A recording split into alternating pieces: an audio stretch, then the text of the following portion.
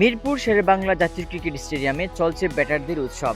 যে উইকেটকে ঘিরে ম্যাচের আগেই ছিল স্পিন আতঙ্কের আলোচনা, সেই উইকেটেই এখন ব্যাটাররা রাজত্ব করছেন। প্রথমে Bangladesh national cricket team bat হাতে গড়ে 413 রানের বড় সংগ্রহ। বাংলাদেশের ব্যাটাররা শুরু থেকেই খেলছেন আত্মবিশ্বাসী ক্রিকেট। টপ অর্ডারে দৃঢ়তা, মিডল অর্ডারের দায়িত্বশীল ব্যাটিং এবং গুরুত্বপূর্ণ জুটিগুলো সব মিলেই পাকিস্তানি বোলারদের ওপর চাপ তৈরি করে টাইগাররা। মিরপুরের ক্রিকেটে এমন ব্যাটিং অনেকেই অবাক করেছে, কারণ এই ভেন্যুকে সাধারণত স্পিন সহায়ক হিসেবে ধরা হয়। কিন্তু এবার উইকেটে ব্যাটারদের জন্য ছিল স্বস্তি। তবে বাংলাদেশের 413 রানেও ম্যাচে একক আধিপত্য তৈরি হয়নি। জবাবে ব্যাট হাতে দুর্দান্ত প্রতিরোধ গড়ে তুলছে পাকিস্তান ন্যাশনাল ক্রিকেট টিম।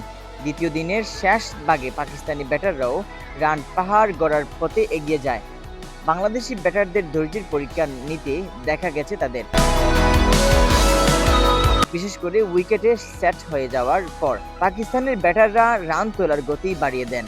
এদিকে ম্যাচ উপভোগ করতে গ্যালারিতে পাশাপাশি বসে দেখা গেছে তামিম ইকবাল এবং মহসিন নাবিকে। দুদেশের ক্রিকেট বোর্ডে প্রধানের উপস্থিত ম্যাচে আলাদা শুরু যোগ করেছে। বিশ্লেষকদের মতে এই টেস্ট এখনো পুরোপুরি ব্যাটিং নির্ভর ম্যাচে পরিণত হয়েছে।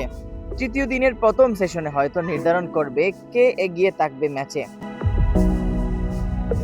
সব মিলেই বলা যায় বাংলাদেশের 413 রান, পাকিস্তানের শক্ত জবাব এবং মিরপুরের ব্যাটারদের আধিপত্য দর্শকদের জন্য তৈরি করেছে দারুণ রোমাঞ্চকর এক test match. Mohammad Yahya, CS news.